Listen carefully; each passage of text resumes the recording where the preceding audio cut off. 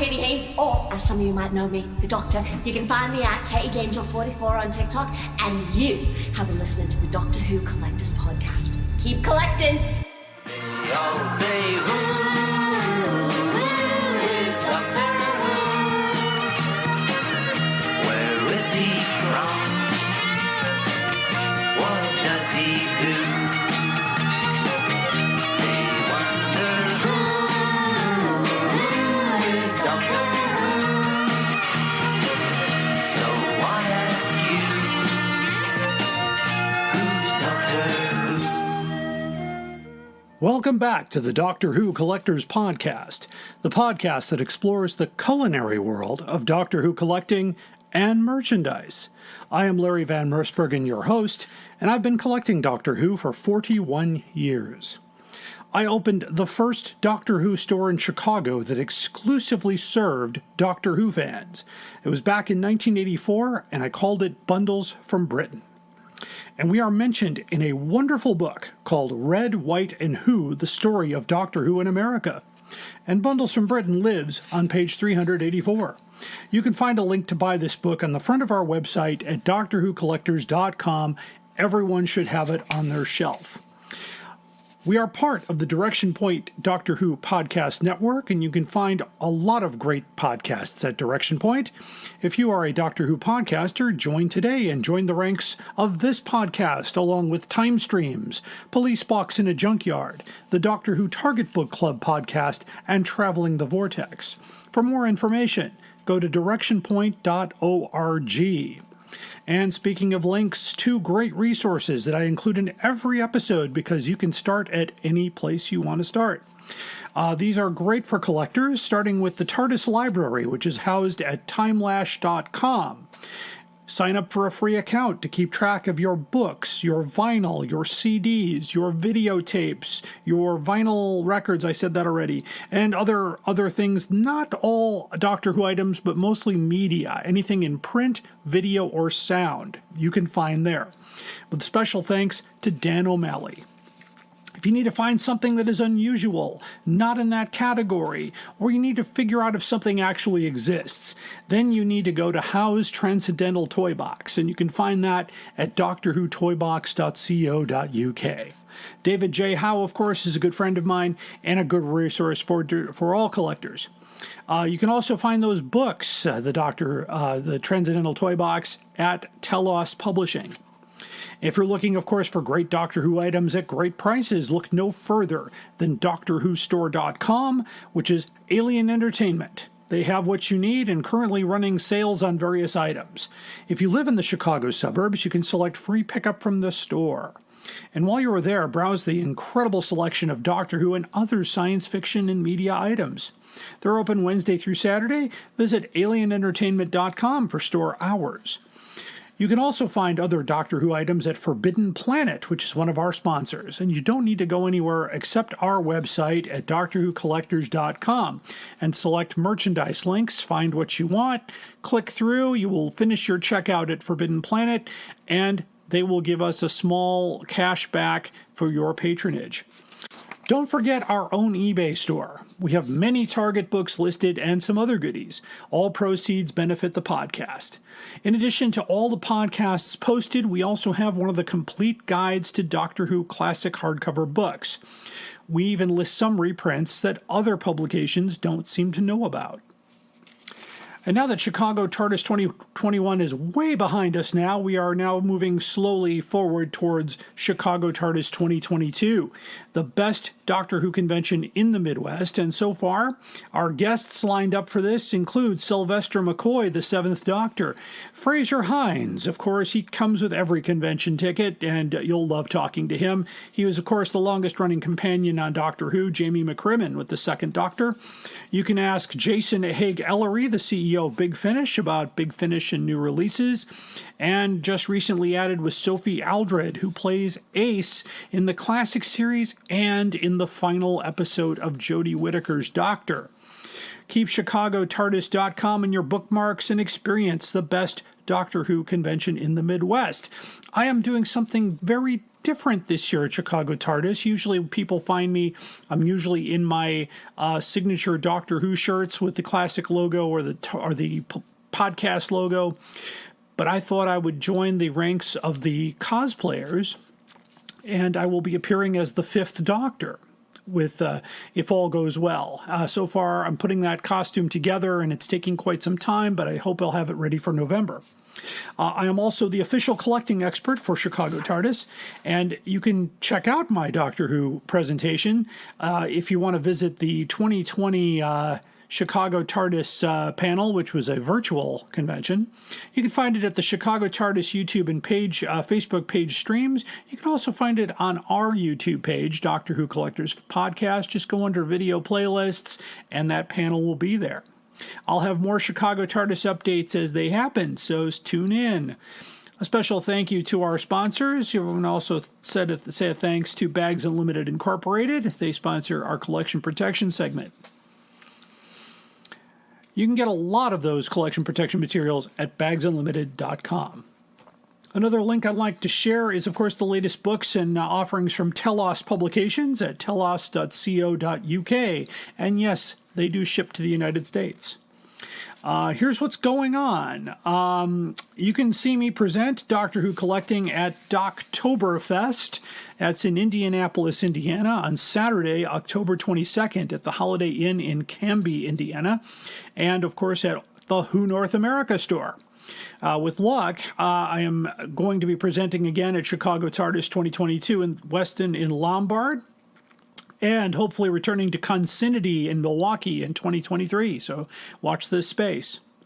What's new in the collection? Well, I've had a few things come in since the last episode. I want to, first of all, special thanks to the Quirky Queen on eBay. She's known as Kirsten to her friends.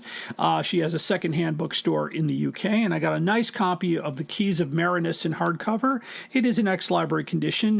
Needed a small repair to the spine, but it was a good price, and I couldn't pass it up.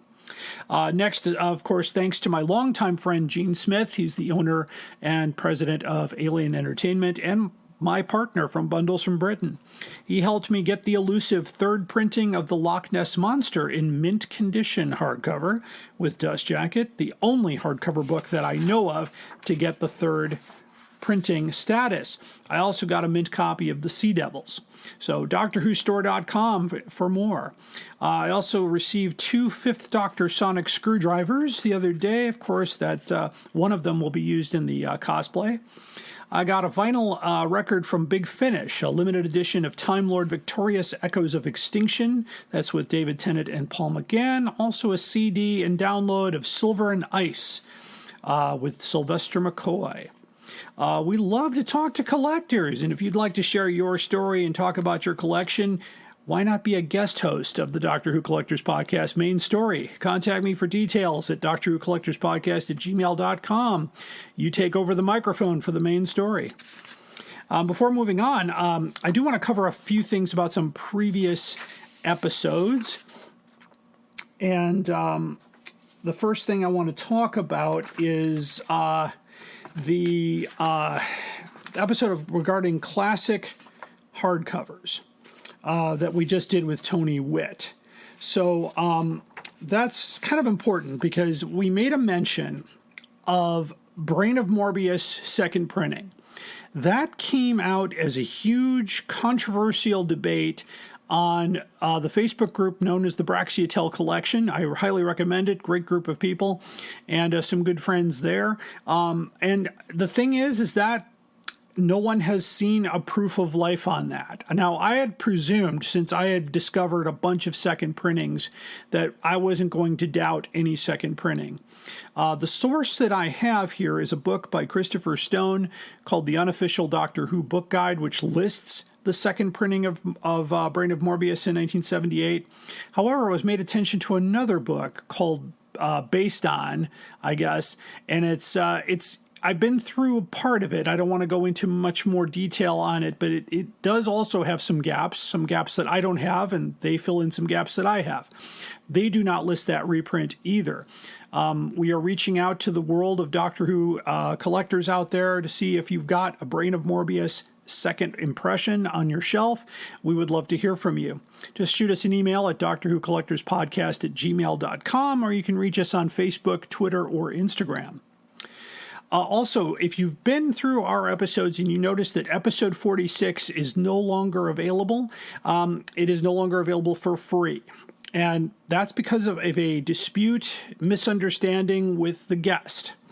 That happens sometimes in the podcasting world. Sometimes what you think you're on the right track with somebody, and it turns out you're not. Whether it was my fault, their fault, I don't want to point the finger, assign blame, or anything like that. I just want to do what the right thing is. And in this case, the right thing was to remove the episode from the free world. It is now available as a paid podcast. And that is the Sarah Jane Smith Collectibles episode. You can still hear this as a patron on Podbean. So if you go to drwhocollectors.podbean.com, you can hit the patron button and you'll have access to that episode. You could also see the video interview on our Patreon page at drwhocollectors.patreon.com. I probably have that link wrong, but if you go to Patreon, you can select Doctor Who Collectors Podcast. You can find that at the $15 level. So just so you know that's what happened there. And so, of course, I am personally responsible for all the content on the podcast. So if there is a dispute, I don't mess around, because we don't want anybody to feel bad, and we don't want bad feelings permeating the Doctor Who world. On today's show, I'm going to talk about Doctor Who plates, and that's the plates you eat off of, or collector's plates, not license plates for automobiles. So it'll be a different topic. And I will also be chatting with one of our frequent guests, Miss Katie Haynes, who of course does a wonderful cosplay of the 13th Doctor and has some plates in her collection she's going to share with us. So be sure to catch the video on Patreon, because I will also be showing the plates that I have. I want to thank our patrons, of course, on Patreon. If you'd like to see exclusive interview, including my interview with Katie, you can go to our Patreon page and subscribe at the $15 level, like I just mentioned. I thank all of our patrons, including and especially the Doctor Who Target Book Club, of which Tony Witt is the host and producer. And thanks for supporting us. Make sure you support the Doctor Who Target Book Club podcast as well. Here is that link. I had it wrong. It's patreon.com/Doctor Who Collectors Podcast altogether. And you can support us also at Podbean. We are a Podbean podcast. So you can go to drwhocollectors.podbean.com and click the Become a Patron button, and that'll get you access to that episode that we took down. We are still in the process, hopefully, of raising money. We want to bring Doctor Who legend Peter Purves to the Doctor Who Collectors podcast. We have to work with his agent. He, of course, traveled with the first Doctor. There's not too many of those companions left around, but we want to take care of them. Our goal is a meager $271, and that is what the agent is asking for. It kind of translates to roughly 200 pounds. And your sponsorship of this podcast will get a lot of reach, since he would be my highest ranking guest to date. And just go to drwhocollectors.com, click the donate button, and you make sure you put Peter Purves in the message so we can add you to the sponsor list. We will stop donations when we get to that $271 level. We're not trying to raise money for us here. We're trying to raise money for Mr. Purves. Of course, any money beyond that $271, we're going to give it to Mr. Purves as an honorarium. So there you go. Our theme song, of course, is Who's Doctor Who, composed by the greats Barry Mason and Les Reed, performed by our friend Fraser Hines, who, of course, played Jamie McCrimmon with the second Doctor. So in addition to him on the lead vocals, you're not going to believe this, but you probably know from listening to previous episodes, Jimmy Page from Led Zeppelin plays guitar on this. I know. I was blown away as well. Just really, really incredible. And the way Mason and Reed work together, they've written many, many hits. And some of the other hits include Love Grows As My Rosemary Goes, It's Not Unusual, and a song called Everybody Knows. Fraser said it's the most popular song that never got popular. You can hear this podcast, of course, anywhere you get your podcasts, including Amazon Music, YouTube, Audible, Podchaser, Podtail, and Podbean. You can find this also wherever podcasts are found. And we are a Direction Point Network podcast. You can find us at directionpoint.org. After a brief break here, we will have our collection protection main story and, of course, the most outrageous offer, which we offer two today for the most outrageous offer, including a very interesting back and forth I had with one of the sellers who just was absolutely clueless as to how they're never going to sell this product. Stay tuned. Are you ready to travel through time with us? Then check out Traveling the Vortex, a Doctor Who podcast. For nearly 7 years and more than 500 episodes, we've traveled from one end of the vortex to the other, making different stops with different doctors, reviewing everything from TV stories to audio plays, from books to comics, and more. Sean, Keith, and Glenn take you on a journey through 50-plus years of Doctor Who episodes and spin-off materials. You can find us wherever you get your podcasts, so be sure to check us out. And now, we're a proud member of Direction Point, a Doctor Who podcast network. You're listening to the Doctor Who Collectors Podcast. Keep collecting. Hi, I'm Juliet. And I'm Nathan. Experience Doctor Who from the very beginning through a classic fan's eyes. And through the eyes of a new Who fan. Reminisce and relive those classic moments with Nathan as he offers fun insight. Or experience them for the first time with Juliet as she dwells on social issues, history, fashion, and the size of a flashlight. We're the Time Streams podcast. Find us on Spotify, Stitcher, or Apple Podcasts. You're listening to the Doctor Who Collectors Podcast. Keep collecting. Sad, really, isn't it? People spend all that time making nice things, and other people come along and break them. And it's time for collection protection. Always wanting to keep your collection in its nicest shape as possible. And sometimes you can find great protection items outside of the niche of collection protection stores. So today I want to talk about protecting your collector plates, your Doctor Who collector plates. These are not license plates. These are the dinner plates that we're going to be talking about a little bit today. Anyway, the best advice I can give you for that, of course, is to keep them in the original boxes because they are actually quite sturdy. I have a set of the Royal Albert Doctor Who plates, the 5 plates that came out in 1985, and they've been in the original, in the plastic sleeves, in the boxes. Now, the boxes actually were stored in a different location for many, many years, and unfortunately, due to moisture, there's some moisture damage on the box, but the plates are fine. So it's the collectible value, of course, to me, is not that the box is in mint condition, because I don't know if that's going to be possible unless you put the box in plastic, which you could do, but the box is designed to protect the plate. Newer plates are usually encased in a styrofoam protector inside of a box. Those are also very good. But let's just say you bought the plates and they don't have the original box. Well, there's a great solution, and it's as fast as going to Amazon.com. I know it's the biggest big box online kind of thing, but this is where you can find this stuff. Now, I recommend, based on reviews, the Storage Lab China Storage Set, hard shell 4-piece set for plate storage and transport, protects dishes with felt plate dividers included. It means you can put multiple plates in one with felt dividers. These are hard shell cases. I would not recommend checking these on an airplane, but be ready, basically exactly what you need to store and move your valuable china or collector plates. And you could also use it for china. If you've got china, if people, I don't know, I don't have a set of china myself, but if you had a set of china, maybe your grandmother left it to you or your mother left it to you. This is also good for that. You can, basically you can handle it with confidence. A complete set with felt dividers. You get. Basically, it's a set, so you get different sizes, but you can also get individuals. If you just do your searches here, the China storage for dinner plates, which is pretty much what the collector plates are, that's a 12-inch wide by 7-inch high, includes 12 dividers. That's $30. The set I'm talking about is $43.99. That's the hard shell, but you can find other options as well. Be sure to measure your plate's diameter to make sure you've got the right measurements. There's also collector protection storage for mugs, for and other that. But just, those are the best places for that.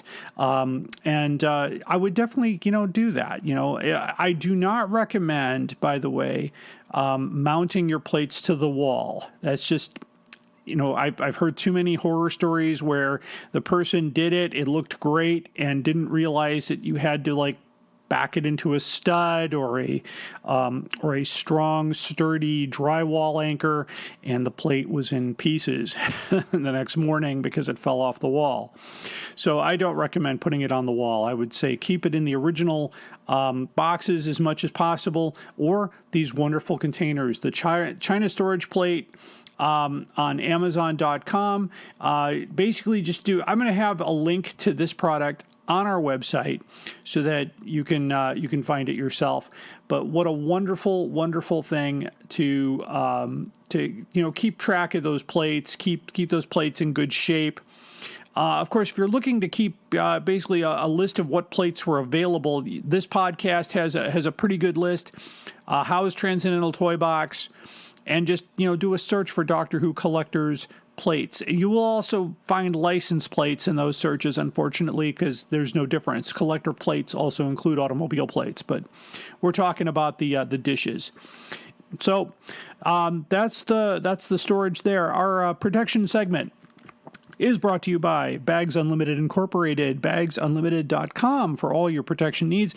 Unfortunately, they don't cover the plates yet in their line. It's probably not a large design, large audience for that. But however, make sure your hardcover books, your paperback books, your trading cards, your posters are all protected at Bags Unlimited Incorporated. So that's collection protection. Stay tuned for the main story. Up there is the scanner, those are the doors, that is a chair with a panda on it. Sheer poetry, dear boy. And now it's time for the main story. Today, we're going to talk about one of those odds and ends that started out back in 1965 as a result of what I call the Dalek marketing big idea. And they decided to put Dalek on everything, including the start of collector plates. And so we're going to talk about plates today. And I'm not talking about license plates, automobile plates, but Doctor Who imprinted plates that you could technically eat off of or display on your wall. And so I thought this would be a great conversation. And of course, joining me is one of my most prolific guests, the wonderfully talented Miss Katie Haynes. Welcome back, Katie. Thank you. I wouldn't say I'm prolific. I mean, I think there are Whovians who know every single odds. And I would say I'm prolific in 13 and who overall, but there are definitely, there are definitely some more out there. But because you mentioned Daleks on everything, yes. I'm actually going to, I don't think my headphones are going to reach that far. No, they're not. Hang on one second. No problem. One piece that I was debating about bringing down that I didn't, and I don't know, this technically doesn't count as, this technically does not count as a plate, but if it's everything, if it's anything that we're eating off of, that could be culinary. Sure. We have the Dalek sugar creamer. Yes. His head turns. You can put, I guess you could put cream or sugar. Oh wait, there's a little. Oh, this was made back in 2012. That makes sense. Yeah. I don't know. You probably know more about this than I do. Yeah, that's okay. Yeah, that's an official license. And back in 2012, there was in fact, since the new series in 2005, I would estimate about 10,000 Doctor Who items per year or more. Oh, wow. Have been produced. But then going back, of course, I've got the cookie jar as well. Oh yeah, the cookie jar. I've got the cookie jar. I think the one that I think a lot of people might know is the spork. Yes, the spork. Oh gosh, look at that. Yeah, that's the stuff that that's more of the newer stuff. But as we go back in time, we start talking about the 1964, of course, when the Daleks first appeared on Doctor Who, the overnight ratings were over 1 million viewers, which kept basically got the show going. And somebody's brain started going at the BBC saying, "Hey, this is a potential moneymaker." So for instance, in 1965, they started doing things like these Dalek pins. This is from 1965. Oh my God. And there's actually a smaller model that I've discovered as well. This is the 2-inch model, 3-inch model, and there's a 2-inch variant on this as well. And it's a really cool thing. You got your Dalek pencils. This is an actual unused Dalek pencil with the top of the display case that I was able to get a hold of. And they did everything with, this was the first board game, Dodge the Daleks from 1965. It's complete. It's not very, sophisticated as far as, there are no Dalek figures in there. They're just little pieces. But they took this right out of the Dalek book, which was published in 64. And the center of the Dalek book is this game, which you could do with cutouts and dice. But they just decided to put it together in that whole thing. So one of the licenses went actually to a place called J. Weatherby and Sons. Now I don't actually have these plates, but I have some. That sounds. Oh no! I remember hearing about Weatherby's. They went out of. I think, when did they close? I want to say they closed. They closed. I don't have any information on when they closed, but they know they're no longer around. Right. But this was one of the first. This was one of the advertisements for the Dalek plates. It included a baby plate, a saucer, a porridge bowl or cereal bowl, and a tea mug. And here, let's see. Here's a better picture of all of those. Oh my God! There. So these came out in 1965, and that was the first officially licensed Doctor Who plate. And then for some reason, we go 20 years before the next Doctor Who plates. They didn't do anything in the late 60s, nothing in the 70s. And so in a big year for Doctor Who was 1985, because that's when the floodgates opened into the United States. Oh, okay. So one of the things that came out, now Royal Albert, which did Bone China. Before we jump off of Dalek plates, there is one thing I want to do, and that is this episode is being recorded on Sunday, July 31st, 2022. Yes. All of Whovian kind knows that 2 days ago, on the 29th of July 2022, we lost the incredible Bernard Cribbins. Yes. And I would like we new Whovians know him as Granddad Wilf. However, I did not realize, and this was something my fiance brought up, for any new Whovians who are listening to this, he was in a film, which I'm going to get the title wrong. It's okay. What is it?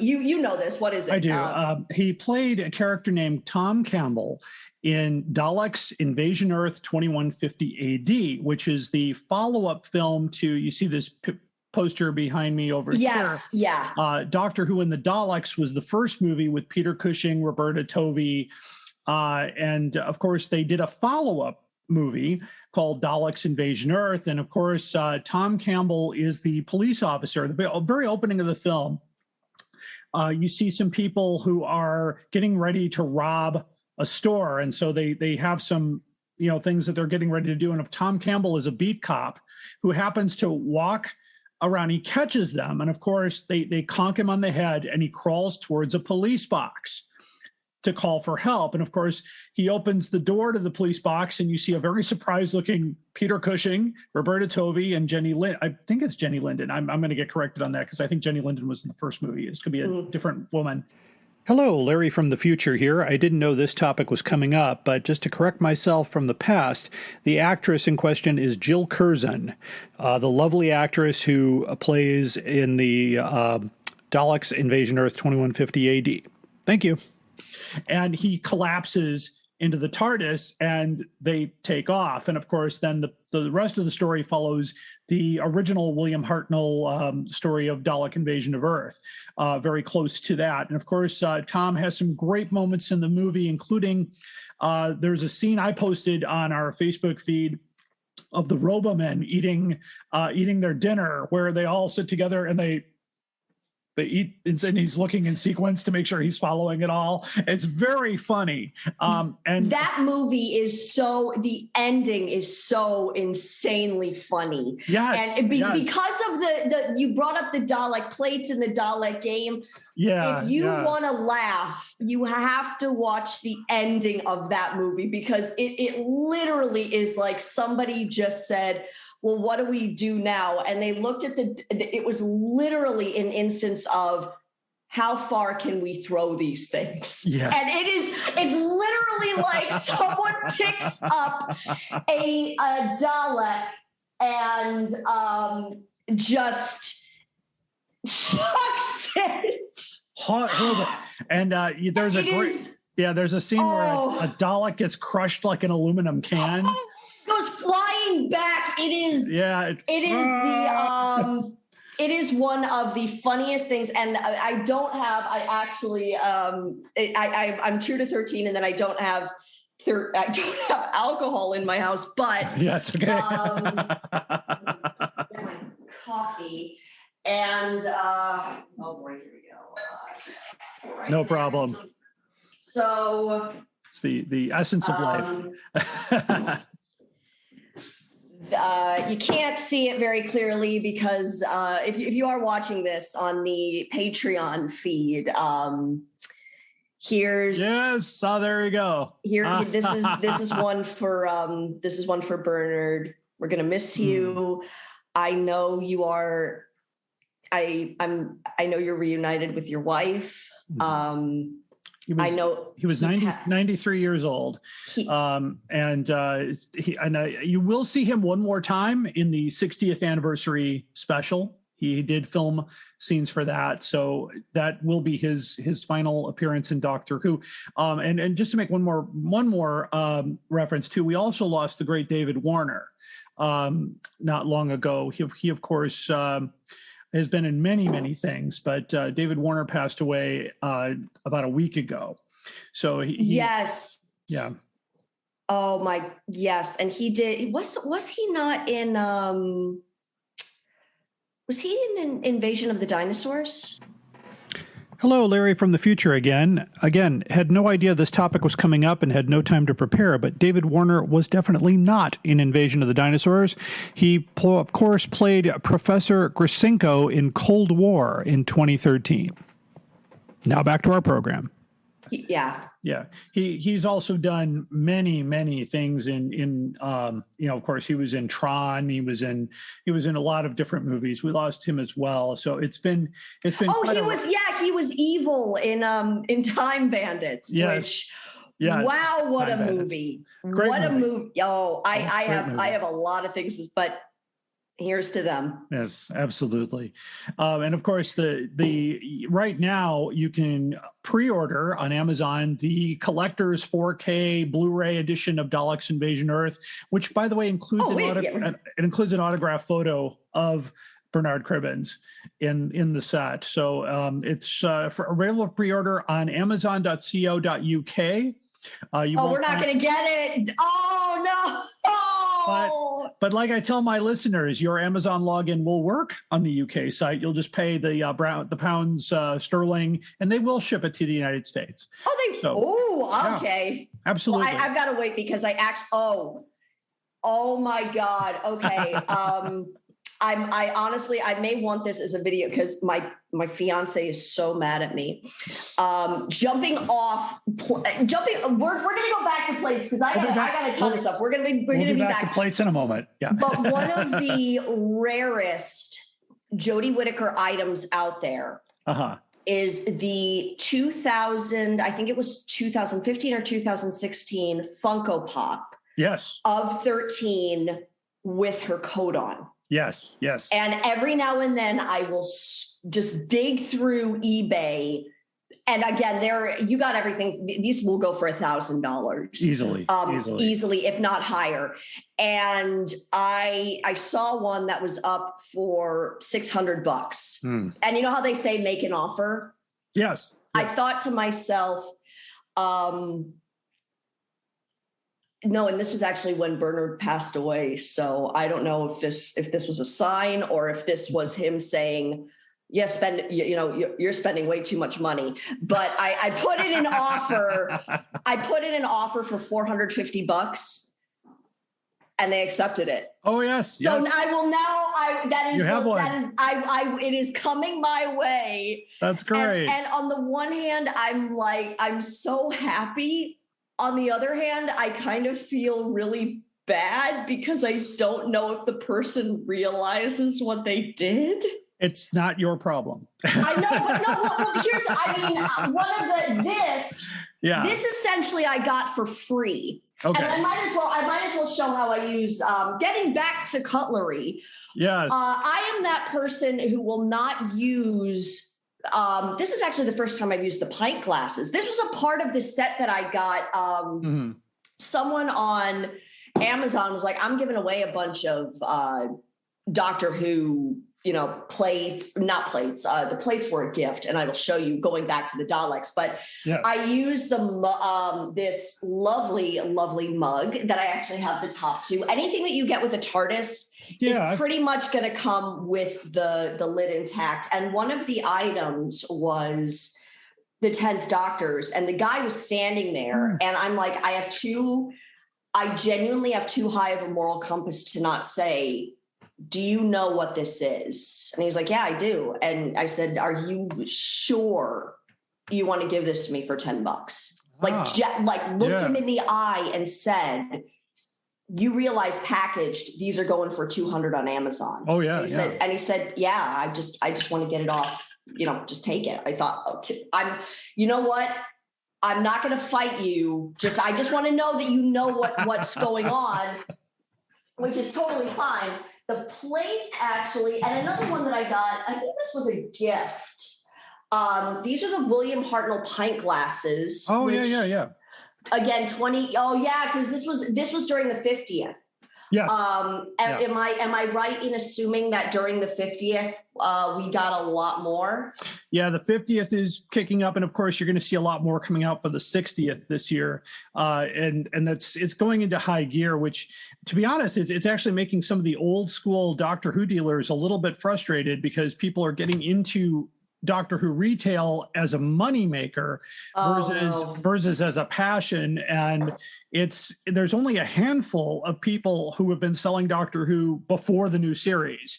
Right. And that includes Alien Entertainment, the Who Shop, and yes, always hello to Auntie Alex. I love you, Auntie Alex. I mean, and places that have been doing that for a long time. Some places in England as well, including the Who Shop in London.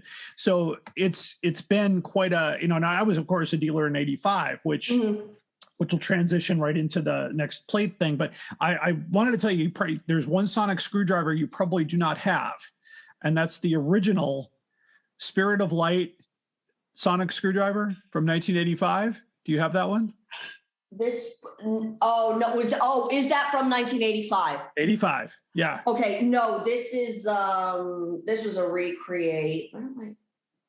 It says license 66 on the bottom. Okay, this is 85 Spirit of Light Enterprises. No. This guy is a god. No, yeah. No.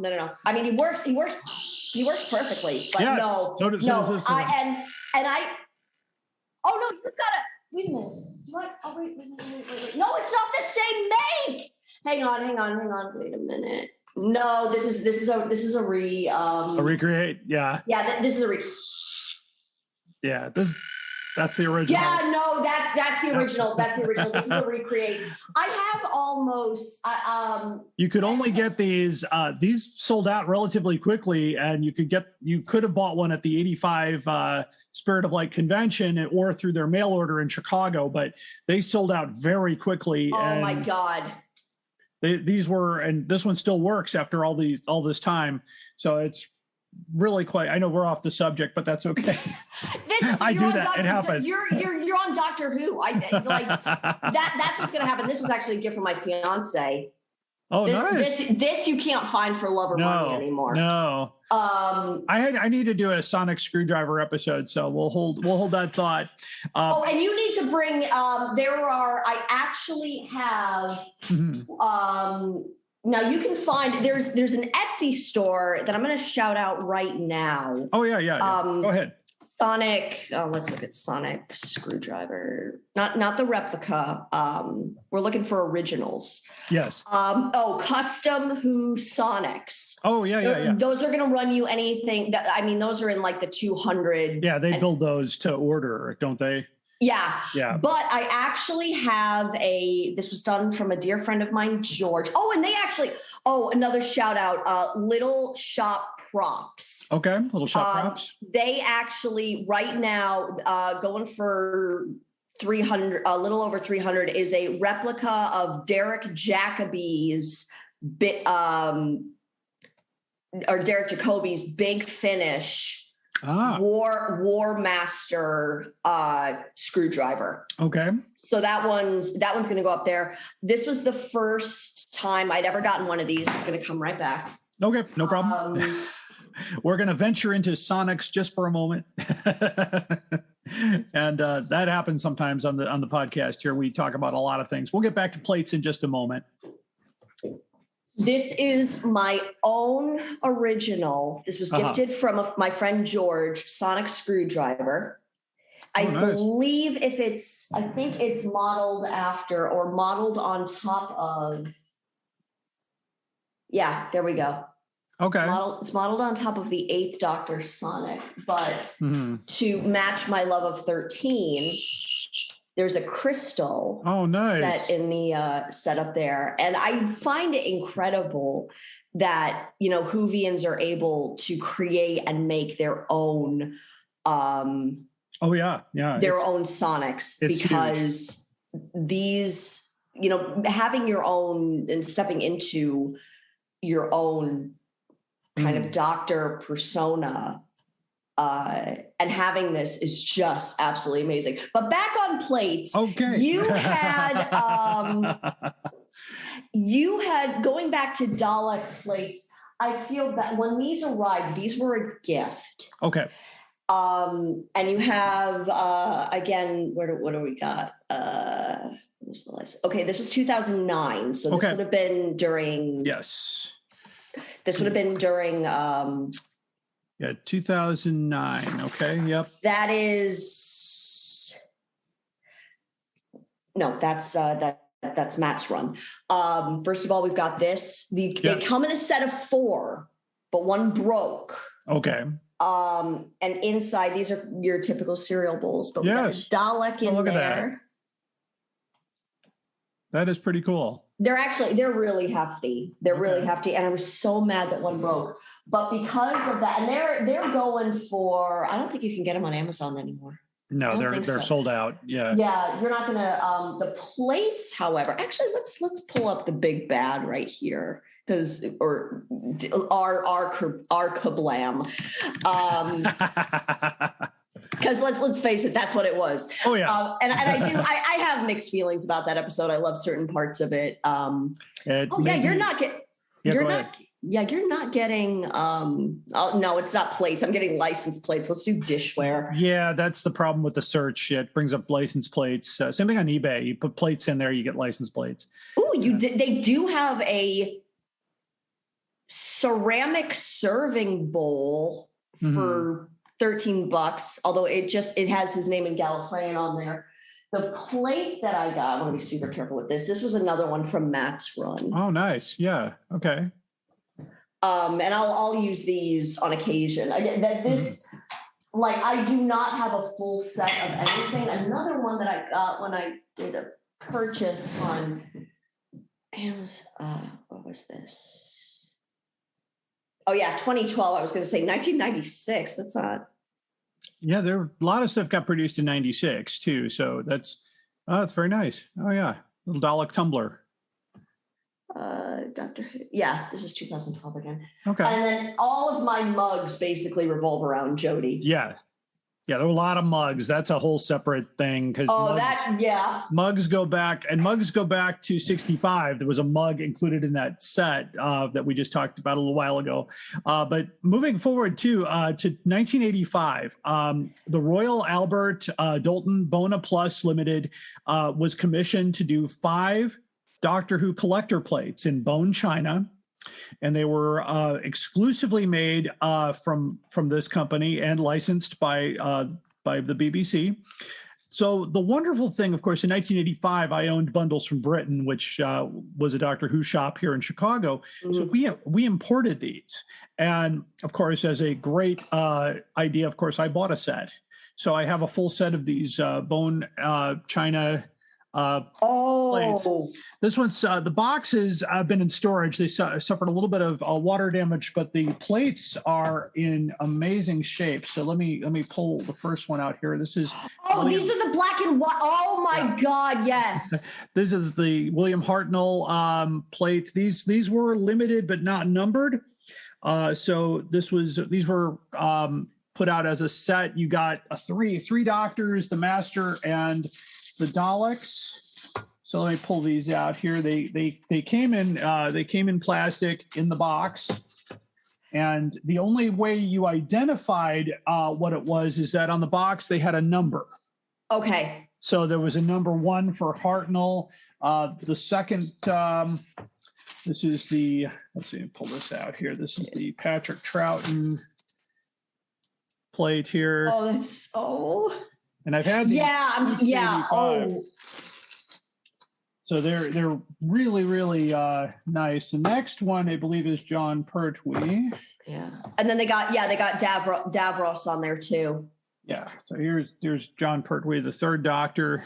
So wonderful. That is really good. And the back, of course, has the Doctor Who logo, the neon logo at the time, which would have been with 85. That was Peter Davison's last year.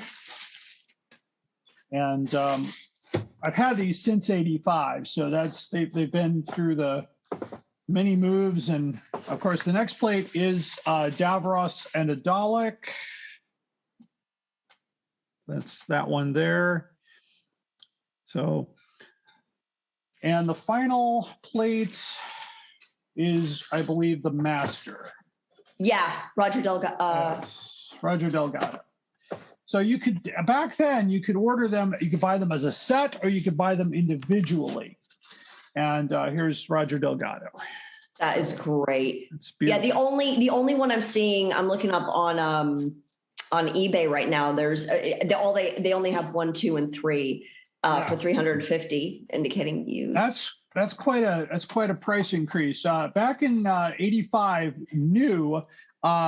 Each plate was $29.95 individually, or you could get the whole set for $100. Oh, wow. Which made it a lot more economical. I remember the wholesale price on a set was $42.80. So as a dealer, I paid $42.80 for the whole set back in 85. And in today's money, that's still pretty expensive. Oh yeah. But individually, we had, I think we decided as a company, we decided to just buy sets. So we ordered 15 sets of these plates, and we only sold them at conventions. We refused to ship them. They're not in our catalog. Oh yeah. No way you could. I mean, yeah. So we decided, and of course they all sold out. I mean, Gene, I believe Gene took a set as well, and we sold the rest of them at the various conventions. We had them in time for the 85 Chicago TARDIS 22 before the Chicago part was added. And then we did a total of 20 conventions that year. So in various locations throughout the Midwest, we sold out of these plates, and we did the set for $100, and people were putting down their we saw a lot of $100 bills go for these. So that was and of course finding them today, you just mentioned that just the one, of course, having that with the box makes a tremendous difference with the plastic as well, even if it's not sealed. I believe originally they were not sealed in plastic; they were just placed in plastic. So there is no sealed or anything like that. That's how they came. And for a number of years, I know my brother kept these for me for a number of years. He had them displayed in his kitchen on the wall. Oh, nice. So, and now they're back with me. So that was the 85 plates. They're basically, according to, well, eBay, you said, what'd you say, 300 for one of them? Right now, if you go, if there are people who are looking for these, right now there is one seller who has the first Doctor, the second Doctor, and the third Doctor, just the plates used for $350. Wow. So there you go. Yeah, those apparently they were limited. Kind of like the chess set. They were the Danbury Mint put only a certain number of those out, and if you find one of those, that's going to be a hefty price. The next plates came out 2 years later. I do not have these or a picture of them, but we had the Trial of a Time Lord commemorative plate in 1987 by Gladstone Pottery. It was a plate commemorating filming parts of Trial of the Time Lord. The original price was £6. So I've been unable to find any more of those. After that, in 1988, and this was a big year here, the Patrick Troughton commemorative plate was released by Seabridge Ceramics. It was a fine bone china plate marking the death of Patrick Troughton in 1987, featuring a quote from the moon base and a signature designed by B. Marshall. There were 1,500 of those made, and the original price was £16. Of course, everybody knows Patrick Troughton passed away at a Doctor Who convention in 1987 in the United States. What? Yeah, he, I believe it was Atlanta. I'm just basing on my memory here. But yeah, he went upstairs to take a nap and suffered a heart attack and died. And so they had to make that very somber announcement. And on top of that, John Pertwee, who was his best friend, had to arrange to get his body moved back to England and doing that. And so it was a very, he died doing exactly what he loved to do in his final moments, is that he was with his fans. And when I met him in 1985, he was just super pleased to be accepted, because his biggest fear, of course, was that no one had heard of him in this country unless you happened to see the Three Doctors on TV. And I remember at TARDIS 22, we watched a screening of the Crotons. And after the Crotons ended, Patrick Troughton walked out on stage to do a Q&A, which was not on the schedule. It was just kind of impromptu. And it was just an amazing moment. And of course, I shook his hand in the lobby. I kind of basically was standing there, and somebody walked up next to me, and it was Patrick Troughton. So I of course said hello, and what a very nice man. I'm glad I got to interact with him before his passing. But they did do a commemorative plate. In 1999, the Danbury Mint did a Day of the Daleks plate. That's one of my favorite stories. It's actually one of the few items I do not have. I've got basically everything from that story except for this plate. The artwork is by Colin Howard, and the first it was a proposed series of 7-inch diameter plates. And the reason why I don't have one and very few people have one is the initial take-up offer was so poor that they only made enough copies that for people that pre-ordered it in the UK. So they said maybe 50 were made. Oh my God. They were hoping for hundreds or thousands of orders, and they only got 50, and they said that's not enough to cover it. So they actually sold it at a loss and only did 50 plates. So I've never seen a picture of one. Yeah, I'm not seeing that one. The original price, of course, was £19.95. We don't have a value on it because I've never seen one. Wait a minute. This can't be real. Day of the Daleks, John Pertwee story, right? Yeah. And then, of course, we move forward to 2003, the 40th anniversary. Mm-hmm. And I do have one of these plates here. The 40th anniversary plates came in a box. Yes, those are actually, I think, if I am not mistaken, how many of those did they make? 4. This had. Oh no, I meant. How many did they make? Let's see. I can find out because they are numbered. Because I think if 2,000 were made for each one. I have Davros here. I'll show you the plate in a moment. This is the card that comes with it with the number, and then this is the plate. Because it was saying that you could find those on Amazon, and I'm like, that's not. These not are possible. still, you can still find these at Alien Entertainment. Mhm. So they're not, he bought a boatload of those. So this one I picked up at Chicago TARDIS. So it comes in the box, and there's 4 of them there. You got the Doctor, Davros, the Daleks, and a Cyberman. That was the 40th anniversary, and it's got the 40th anniversary logo at the bottom there. Oh, nice. So those were, but of course, those were just for the 40th anniversary. But in the same year, they did, actually a couple, in the same year, they did a few additional plates that went with the Doctors. So they came in a box that looked like this. And this was the same company. And this particular plate, I believe, is the 6th Doctor. So they had the same kind of thing. They did 500 of each of these. Mm-hmm. So this was the card for the 500, and this is the plate. Well, the next time around you see plates is in 2006. They have the Adventures of Doctor Who plates, and that's by Cards Incorporated UK. And I've got pictures of those I'll have on our website. These were 1,000 plates. Each came with a box and a certificate. They were 30 pounds, and it features Christopher Eccleston and Billie Piper on those. And then the same year, just a few months later, the Adventures of Doctor Who plates second series, which is a series 2 image, which has David Tennant.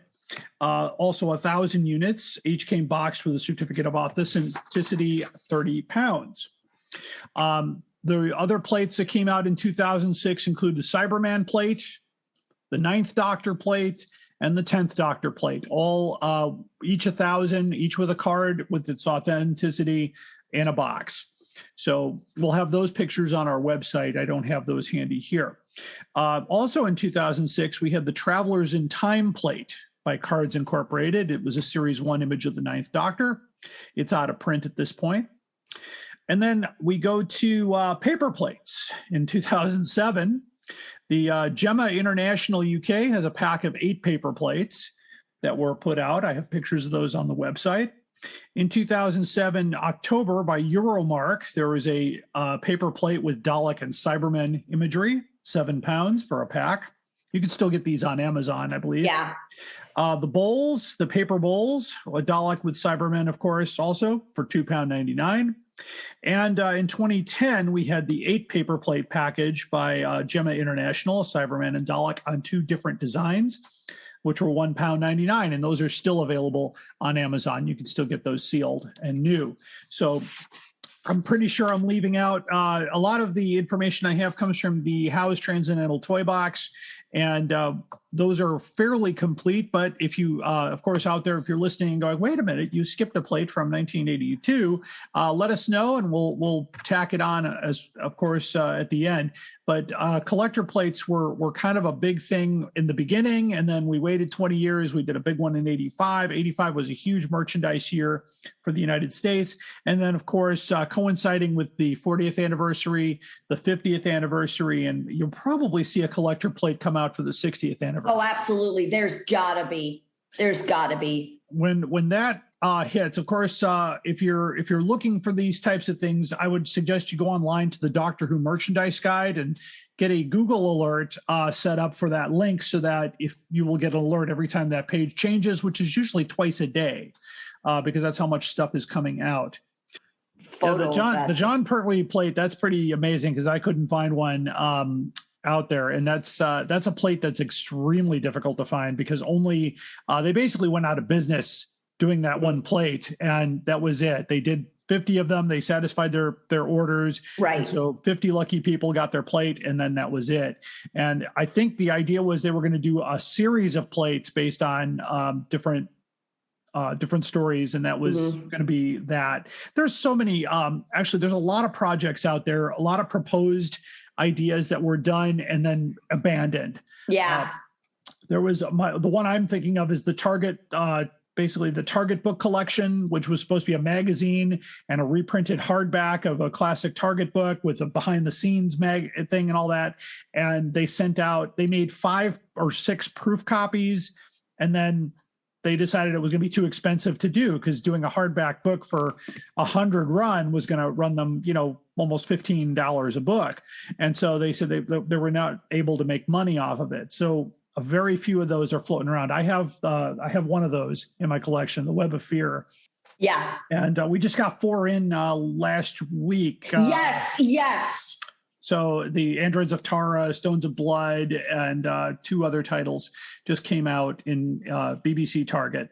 And these are all redone books. The Androids of Tara and Stones of Blood were actually redone by the people who wrote them, because the original books weren't very good, unfortunately.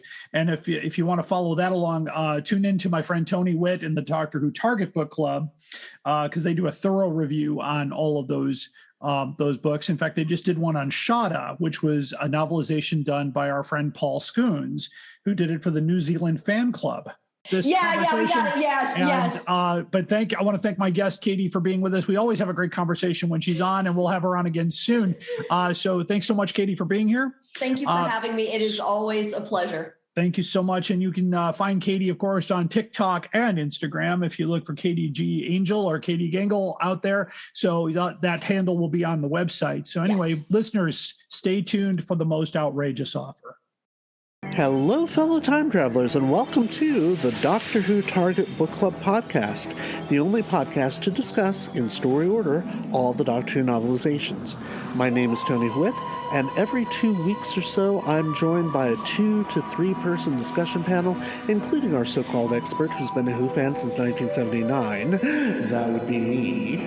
We also get the views of intermediate, casual, and novice fans who either have never seen the show or who have never read these books until these podcasts, including Dalton Hughes and Alison Fitz-Seyfried. You can find us on iTunes, Stitcher, or wherever you find good podcasts, or even ones like ours. You're listening to the Doctor Who Collectors Podcast on the Direction Point Podcast Network. Keep collecting.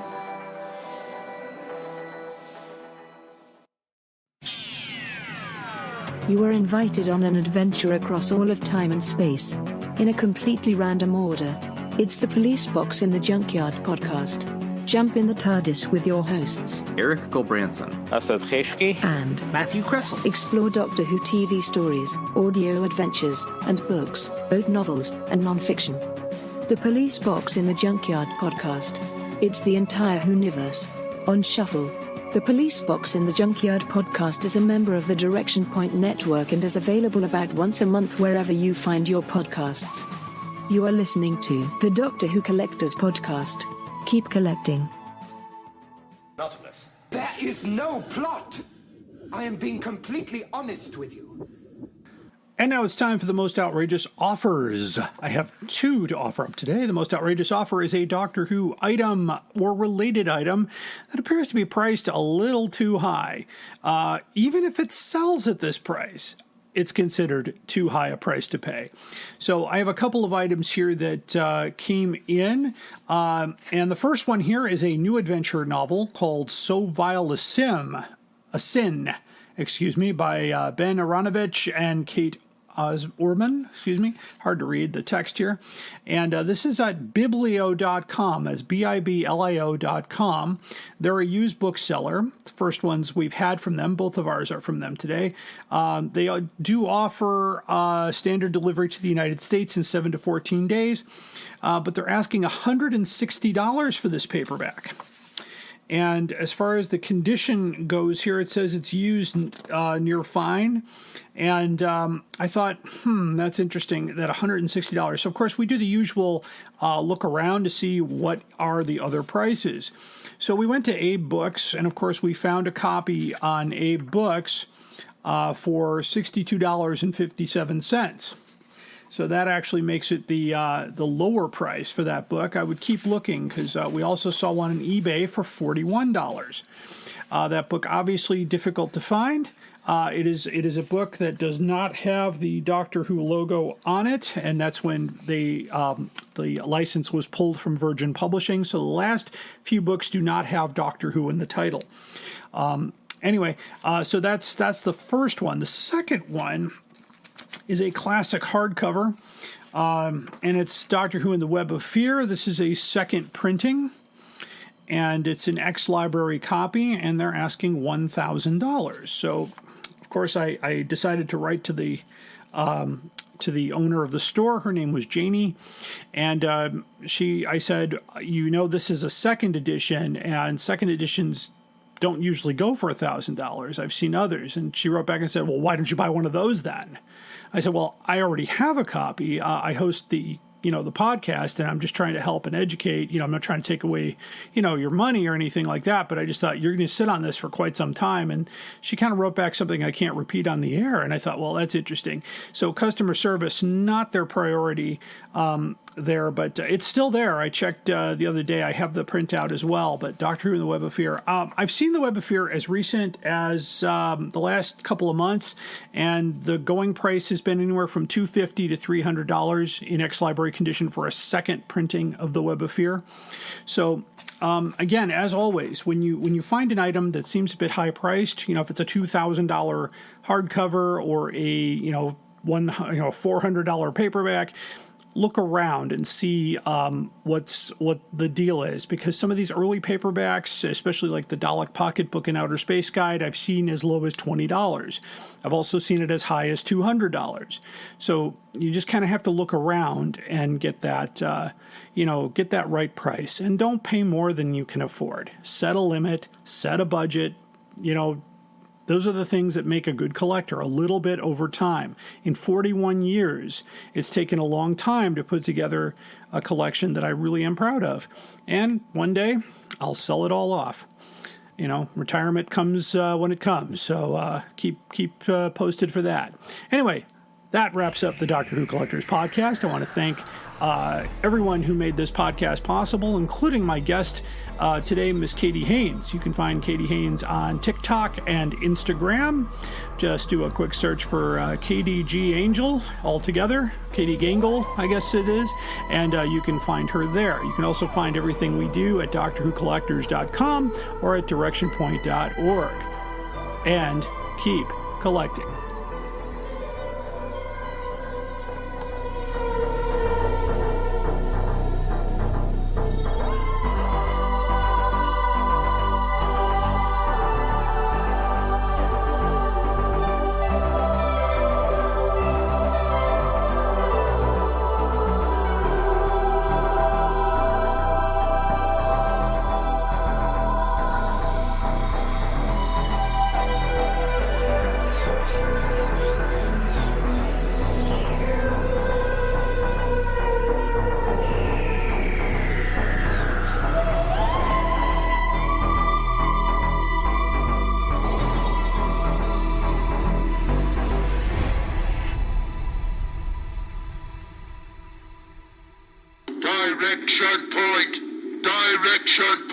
A Doctor Who Podcast Network.